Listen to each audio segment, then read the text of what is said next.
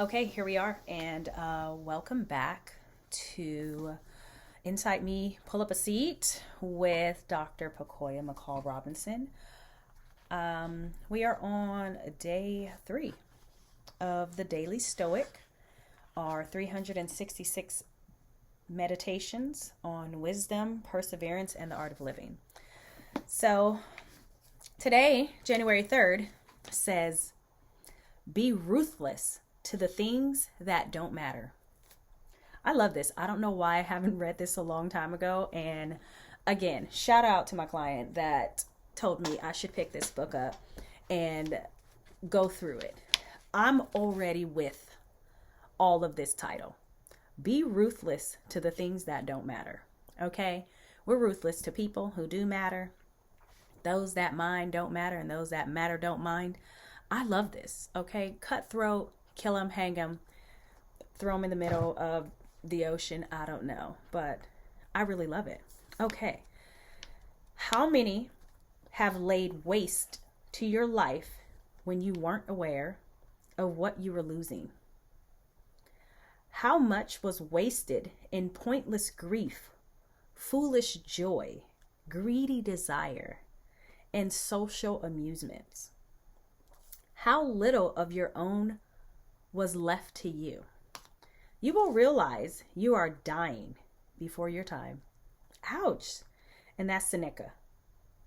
Ouch. Okay, so we've been with Epictetus for the last 2 days, but Seneca came with it on his first day.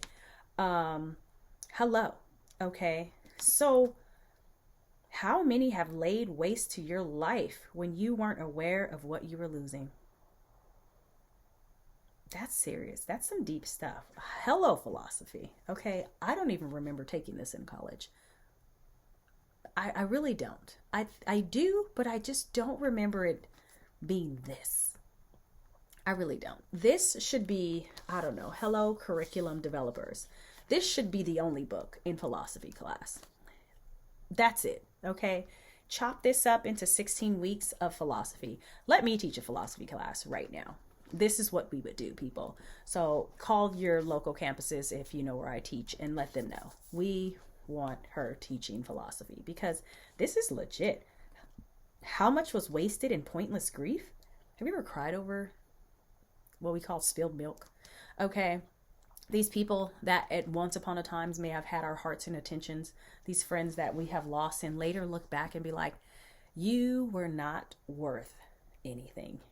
You're like a bucket with a hole in it, right? Or a bucket with a hole in the bottom.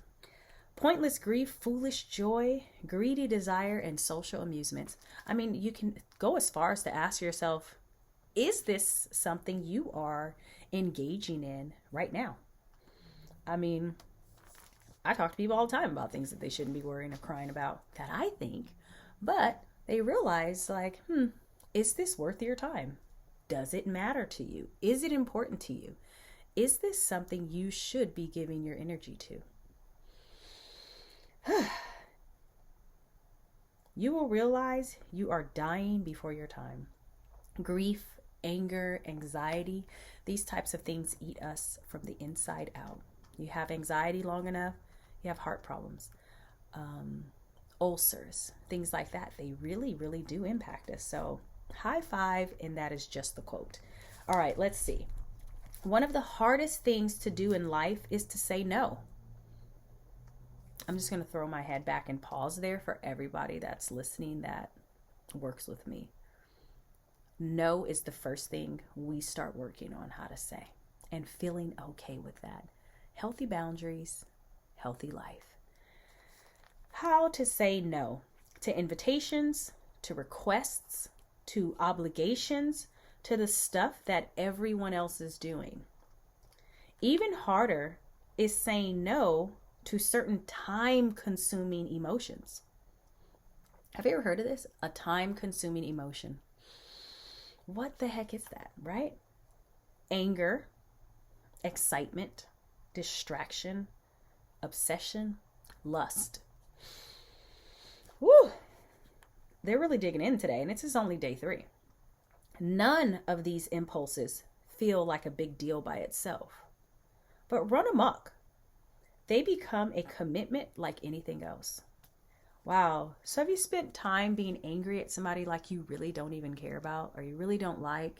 And you just put a lot of energy into that anger. And you're obsessing over it all the time. You think about this person. Oh, you stalk their page. You look at all the things that they post and you're like, ew, distractions. You're looking at TV, Netflix. Oh, you're scrolling through Instagram, wasting time when you could be working on your own project. Some people are like, I wish I had as much energy and motivation to work on my own projects as I put into other people's projects, or as I spend looking at other people's stuff and saying, oh my gosh, how happy they are. Look at their life, or look at their page. I wish I could do this or that. And we don't spend not an inkling of time pouring into ourselves. And that's what I do. I have people make a timeline. I'm like, okay, you don't have time to check out you, but I want you to take the next, I don't know, however long until I speak or see you again. And I want you to take an inventory from the time you wake up in the morning and you're telling me you have no time to meditate for 5 minutes.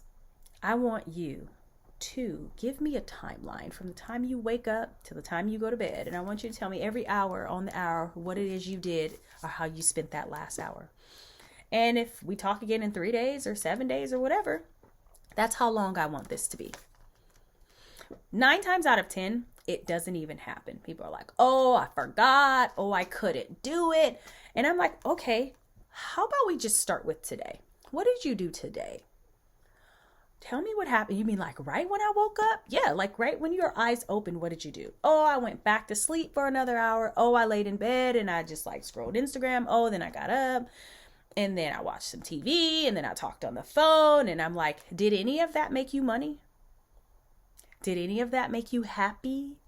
You know what, like, unless it's your job to be on the phone from the time you wake up in the morning, the first moment you open your eyes, if you're not getting paid to do that, you're wasting some energy.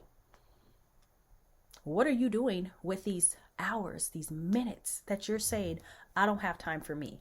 But when you track how long you've been on Instagram, and there's a way to do that, right? I want everybody, you're sitting around here saying, I don't have time and I wish I could.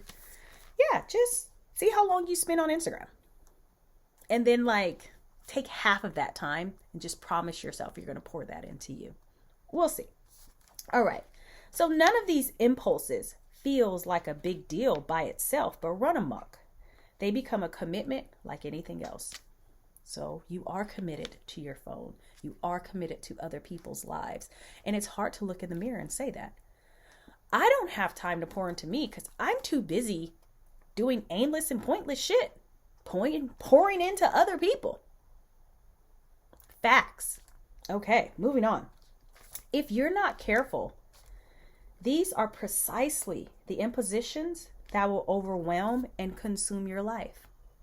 Do you feel like when people are, I love when I see this and people are like, oh, I need to take a social media break. I don't need to take a fucking social media break. You know why? Because I'm not doing it in excess. I'm not obsessed with it. It serves its purpose. It does what it needs to do. But aimless scrolling, doomsday scrolling, or whatever it's called, when you're telling yourself, I need to take a social media break, you're just binging on not doing it. Are you solving the problem though, while you're taking a break from it? Like, oh, I just need to take a break from it. I'm just so over it. People are always talking mess on my page and blah, blah, blah, blah, blah. It's just getting to be too much. You let it be too much. How are you? And then you come back and you're like, I'm refreshed. I'm back. New me, new social media. No, nothing has changed. You literally just took a time out. That's what we teach little kids. Did you learn anything while you were standing in that corner? Yes, right there, right there. Ask yourself. Okay, if you're not careful, these are precisely the impositions that will overwhelm and consume your life. Do you ever wonder how you can get some of your time back? How you can feel less busy? Start by learning the power of no. That even means telling yourself no. No, P. No. You should not be sitting here on Instagram. You should be working on your own shit because that's what you said you want to do. I put a sticky note up that says that. I don't know where it is. It's on the top of my desk. It says, you should be working. So when I sit back and start going into my daydream, and I actually got that from a movie and I forgot, when the guy leans back in his chair, he looks up at the ceiling, and that's what the sticky note says. You should be working. So how can you feel less busy? Start by learning the power of no, as in no thank you. And no, I'm not going to get caught up in that. And no, I just can't right now. No, I cannot. It may hurt some feelings. It may turn people off. It may take some hard work. Saying no does hurt people's feelings because we're all so self-absorbed and consumed and unhealthy that we can't handle and tolerate being told no. We have to be like, well, why? Oh my gosh, you so whack. You should be doing this. No, this is what I should be doing. I'm fine. But thank you for being a friend. You picking up what I'm putting down there? Thank you for being a friend. Or not. No. When I tell my friends no, shout out girls, they're like, oh, all right. She must be busy. No begs, no pleads, because they all live very, very healthy lives, consumed with things to do. So if they're saying, oh, no, I can't right now. Okay. Hey, let me know when you're free. Love to see you. Love to do lunch. Whatever. No. So start with product placement also. Whoever is around you that can't handle no, you might want to rethink, why are they around you and not supporting your no? You're standing up for yourself. You're setting boundaries. Okay? We don't want no yes mans around us. So it may hurt some feelings, and it's going to take some hard work. Not it may. It will take hard work. If you have trouble saying no to whether that's people, persons, place, things, your family, you got FOMO, whatever you call yourself, it's going to take work to put that balance in. But it pays off. So moving on. But the more you say no to the things that don't matter, the more you can say yes to the things that do. Create some space in your life. Everybody's, I'm so busy. Ooh, I want a man, I want a woman, but I don't have time. Or blah, blah, blah. No, that's because you're busy freaking scrolling Instagram and playing with your friends versus saying no to them. So you create some space for the things in your life that you do want. Okay, sit with that for a second. It does take work. So this will let you live and enjoy your life, the life that you want. Done for the day. So what is it that you want? And what is it that you're so committed to that is standing in your way that you cannot seem to balance out, sort it out? What is that? It's you. Be ruthless. What did we say? What are we being ruthless to? Be ruthless to the things that don't matter. I like it. I almost forgot. Be ruthless to the things that don't matter. I had to open the book back up. Be ruthless to the things that don't matter. I'm going to just set that as my mantra. I kind of like that for the rest of my life. I don't know what you guys think, but remember, January is the month of clarity, according to the Daily Stoic. So be ruthless to those things that don't matter and be committed to yourself. That's what I grasp from that. And I'm loving this more and more every single day. I feel a more oomph and a little pep in my own step and how I can just turn the notch over just a little bit more. Anyways, as always, thanks for tuning in. I will see you all tomorrow with another day of the Daily Stoic. Dr. P. McCall Robinson signing off. Thanks again for joining.